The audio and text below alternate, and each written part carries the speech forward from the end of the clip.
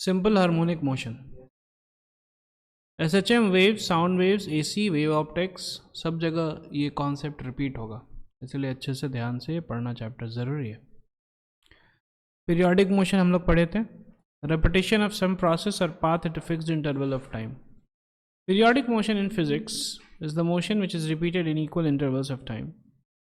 Example: rocking chair, bouncing ball, vibrating tuning fork. Swing in motion, the earth in its orbit around the sun, and a simple pendulum.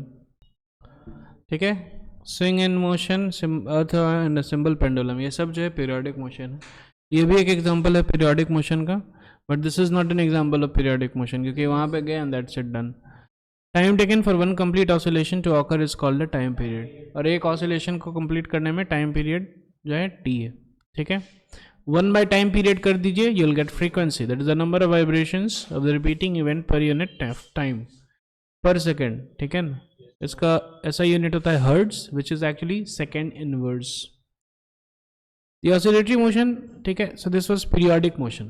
ठीक है, periodic motion means it is going to repeat the same motion is going to repeat after certain interval of time, whereas now we go to oscillatory motion।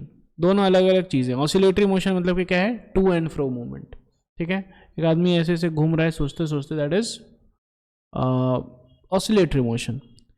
ठीक है, pendulum का भी oscillatory motion है, hand fan का भी oscillatory motion है। Tell whether it is oscillatory और not, this is oscillatory motion, ये भी ऑसिलेटरी मोशन है। नाउ ऑसिलेटरी मोशन मे और may not be, periodic motion may और may not be oscillatory. For example, the motion of planets around the sun is always periodic but not oscillatory. Oscillatory नहीं है क्योंकि ये to and fro नहीं है, एक ही तरफ जा रहा है, एक ही तरफ जाता है। क्लियर है? Motion of the pendulum of a clock is periodic as well as oscillatory. When there is no energy loss, oscillatory motion can be periodic. ठीक है, when there is energy loss during the motion, then the motion becomes damping oscillations. ठीक है, damping में क्या होता है कि उसका एम्पलीट्यूड देखिए धीरे धीरे कम हो जाता है। Now, ऑसिलेटरी कब होगा, जब फोर्स जो है टूवर्ड्स मीन पोजीशन होगा। मीन पोजीशन का मतलब क्या है कि जहाँ पे फोर्स जीरो है, अगर उसको थोड़ा सा हम हटाते हैं तो क्या होगा कि फिर वापस वहीं पे आएगा, इधर हटाएंगे तो भी वापस वहीं आएगा, that means it's going to be oscillatory. समझ में आ रहा है? जैसे कि फॉर एग्जांपल एक यू शेप्ड में, यू शेप्ड का एक आपके पास वेसल है, वेसल, ठीक है, उसमें एक बॉल है नीचे रखा, आप इधर लेके जाओ, छोड़ दो, ऐसे ऐसे करके वापस वहीं आएगा। ठीक है ना, इधर लेके जाओ, छोड़ दो, वापस वहीं आएगा बीच में। क्लियर है क्या? So that is stable equilibrium and also it is an oscillatory motion। ठीक है ना, लेकिन अगर ऐसा है, हिल शेप्ड का है, तो थोड़ा सा कीजिए तो वो निकल जाएगा, मीन पोजीशन पे वो नहीं आने वाला है। ठीक है ना, तो मीन पोजीशन पे आने के लिए क्या होना पड़ेगा कि आपने अगर पॉजिटिव डिस्प्लेसमेंट किया है तो फोर्स नेगेटिव होना चाहिए, अगर आपने नेगेटिव डिस्प्लेसमेंट किया है तो फोर्स पॉजिटिव होना चाहिए टुवर्ड्स इट्स मीन पोजीशन। तो therefore it comes the general equation because f equals minus k x to the power n। अब n जो है 1 हो जाता है, इसलिए वो SHM होता है, इसलिए उसको सिंपल बोलते हैं। अगर n 3 रहता, 5 रहता, 7 रहता, तो एक्चुअली वो सब कॉम्प्लेक्स हो जाता। ठीक है, ठीक है, it is simple harmonic motion, f is towards mean position. ठीक है, यहाँ पे भी हम लोग दिख रहा है मीन पोजीशन है, मीन पोजीशन के इधर जाएगा तो फोर्स इधर लगेगा, इधर जाएगा तो फोर्स इधर लगेगा। दिख रहा है क्या? यस और नो? मीन पोजीशन के इधर जा रहा है तो देखिए फोर्स इधर है, मीन पोजीशन के इधर गया तो फोर्स इधर है। ठीक है, फिर हम लोग पढ़े थे सारा डेरिवेशन पढ़े थे, f equals minus k x का सारा डेरिवेशन हम लोग पढ़े थे अच्छे से। ठीक है, तो जैसे ही f equals minus k x होगा तो वैसे ही हम लोग को क्या करना है, हम लोग को ये सारा कुछ डेरिवेशन जेई एडवांस के लिए आप याद कीजिए, वैसे जेई मेंस और नीट के लिए याद करने का जरूरत नहीं है। ठीक है, क्या आपको ध्यान में रखना है, ये वाला सिचुएशन आपको ध्यान में रखना है। क्या है सिचुएशन? ये जैसे ही हमको f equals minus k x दिखेगा, हम लोग immediately x equals a sine omega T plus theta naught put कर देंगे, where theta naught is the initial phase constant. ठीक है, a हो गया एम्पलीट्यूड। क्लियर है क्या? और ओमेगा हो जाएगा, क्या हो जाएगा ओमेगा? ओमेगा होता है एंगुलर फ्रीक्वेंसी। ओमेगा का वैल्यू क्या होता है? हाँ जी सक्षम जी, ओमेगा का वैल्यू क्या आता है?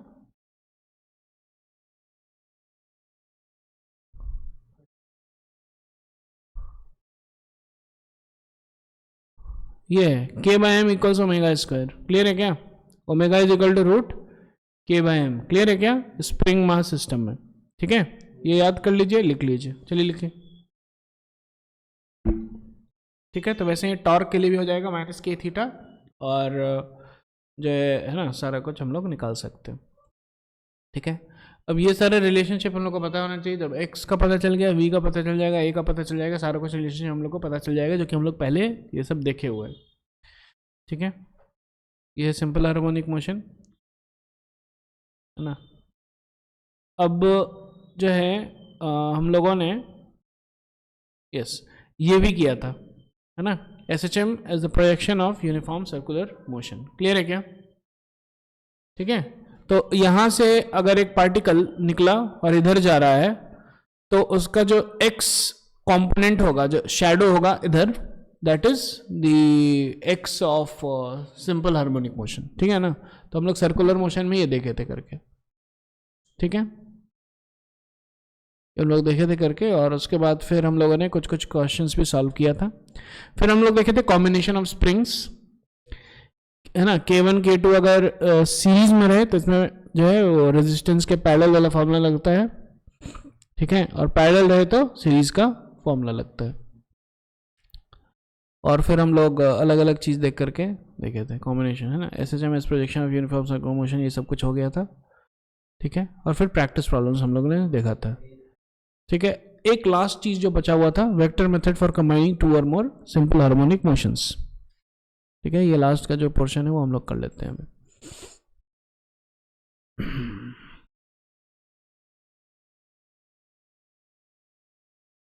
ठीक है, अब देखिए ध्यान से, इसमें क्या है कि हम लोग को मिला, है ना, पता है कि एक SHM है जिसका इक्वेशन ऐसा है, x1 equals A sine omega T plus theta 1, और दूसरा है जिसमें x2 equals B sine omega T plus theta 2 है। ठीक है, ये SHMs हैं, है ना, एक पार्टिकल का। क्लियर है क्या सर? नो, समझ में आ रहा है? ठीक है, तो जो है जो नेट मोशन उसका हो जाएगा वो ऐसा होगा, x equals to r sine omega T plus theta. ठीक है, अब ये r क्या है? ये r हो जाएगा a और b का resultant, which is root over a square plus b square plus 2ab into cos of theta 2 minus theta 1। Clear है क्या? अरे समझ में? अरे समझ में? ठीक है, क्योंकि ये देखिए ये थीटा 1 पे था और ये थीटा 2 पे था, ये b। ठीक है, तो इन दोनों के बीच में एक्चुअली क्या है, थीटा 1 माइनस थीटा, या थीटा 2 माइनस थीटा 1 है। ठीक है, तो हम लोग को ये r मिल गया, r का मैग्नीट्यूड भी मिल गया। ठीक है, और ये जो थीटा होगा ये क्या होगा, ये थीटा भी निकालना है ना, तो देखिए ध्यान से, तो निकालते हैं हम लोग, इसको हम लोग ऐसे एक्सटेंड कर देते हैं।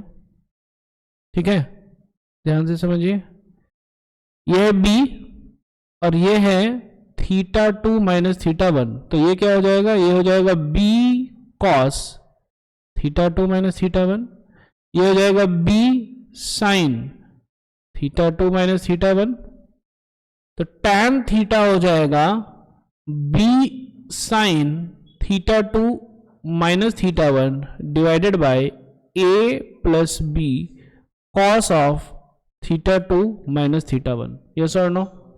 ये हो गया tan थीटा। ध्यान से देखिए, क्योंकि है ना, लाइक 1 2 3 ट्रायंगल 1 2 3 में ऐसा दिखेगा आपको। यस और नो? तो थीटा आपको मिल गया, और ऑलरेडी a जो है थीटा 1 ज्यादा था, तो इसीलिए this theta is going to be, है ना, इसको थीटा नहीं, इसको हम लोग अल्फा लिख लेते हैं, अल्फा। ठीक है, दिस इज अल्फा, क्योंकि ये थीटा है।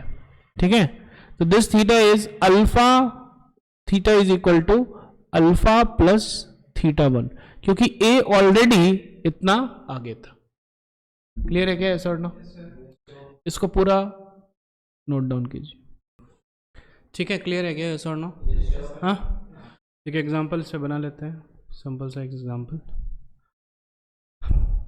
ये हो गया 3, ठीक है, ये हो गया 21 डिग्री, ठीक है।